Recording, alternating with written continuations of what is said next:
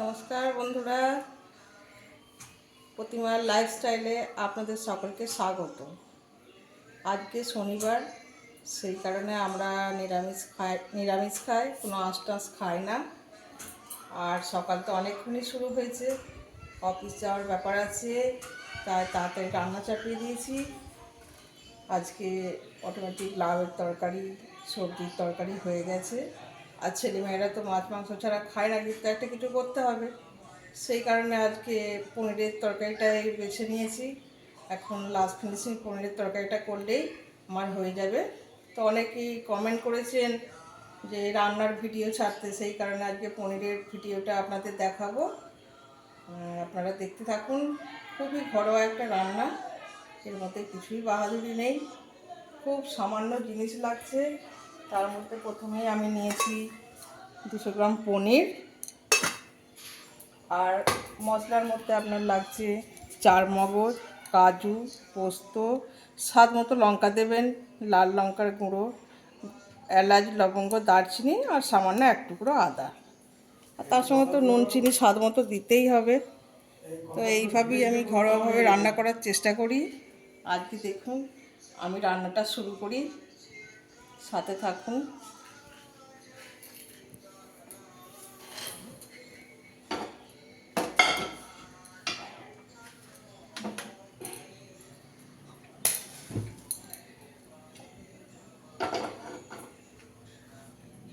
আমার নতুন বাড়ি হচ্ছে, সেই কারণে রান্নাঘরকে এখনও গুছিয়ে উঠতে পারিনি। ওই নিরামিষ রান্নার জন্য ছোট একটা রান্নাঘর করেছি। আমার গোপালের রান্না করি, যখন নিরামিষ রান্না করি তখন এখানে রান্না করি, তাছাড়া রান্না এখানে হয় না, রান্নার আলাদা জায়গা আছে। তো আজকে যেহেতু নিরামিষ, সেই কারণে এখানে রান্না করি। একটু অসুবিধা হয়, হাওয়া দেয়, যার জন্য গ্যাসটা একটু জ্বালতে অসুবিধা হয়। আরেকটা জিনিস আপনাদের আজকে আমি দেখাবো। এই যে দেখছেন আমার এই গাছটা, এইটা আরব থেকে এসেছে। কোথায়? আরব থেকে আমার ভাসুরপো গিয়েছিল কাজের সূত্রে, সেখান থেকেও খেজুর এনেছিল।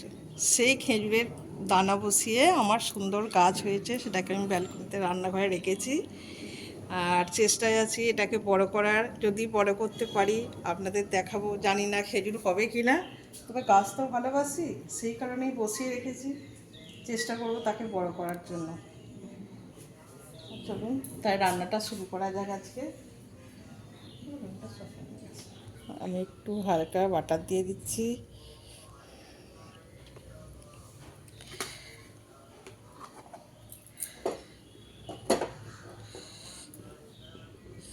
দিয়ে আমি এই পনিরগুলোকে হালকা করে নুন হলুদ মাখিয়ে ভেজে নেব।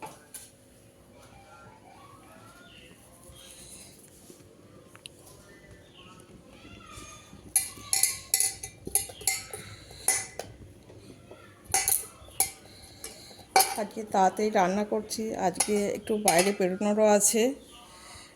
তো তাড়াতাড়ি খাওয়া দাওয়া করে একটু বাইরে যাব, সেই জন্যই চেষ্টা করছি যাতে তাড়াতাড়ি হয়ে যায়।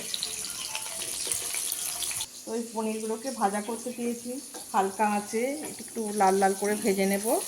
আর তার মধ্যে আমি একটু মশলা তৈরি করে নেব মিক্সিতে, এটা হতে থাক।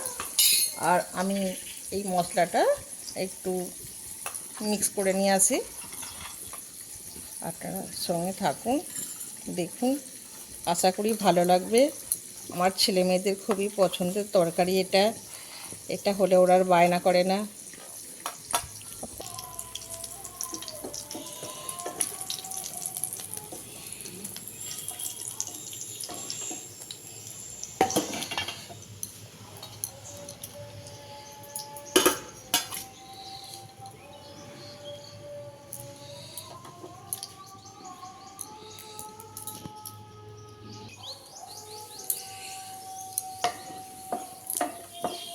ফোনটা একটু সরা।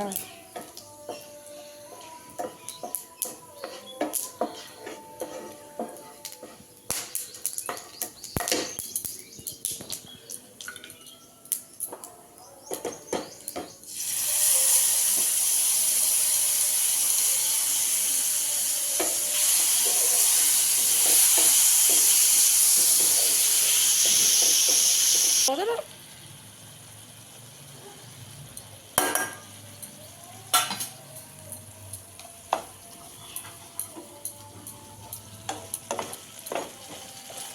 লঙ্কাটা দিলে একটু কালারটা সুন্দর দেখতে লাগে। একটু সামান্য ভেজে নিই, নুন আর একটু চিনি অ্যাড করে দেবো।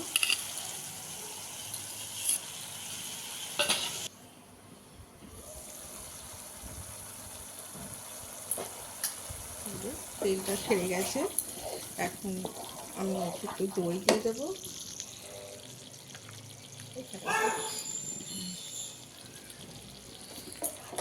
দইটাকে একটু নাড়িয়ে টাড়িয়ে আমি কষে নেবো ভালো করে।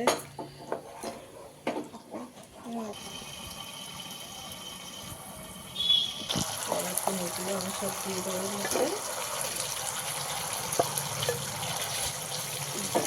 নাড়াচাড়া করে নিয়ে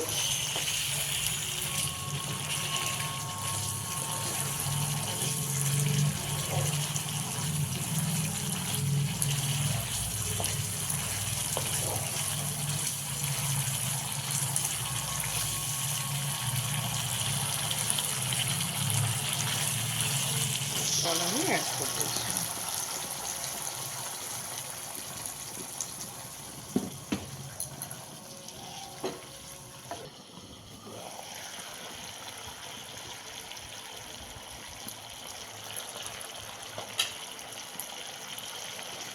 মোটামুটি আমার পনিরের তরকারি হয়ে গেছে।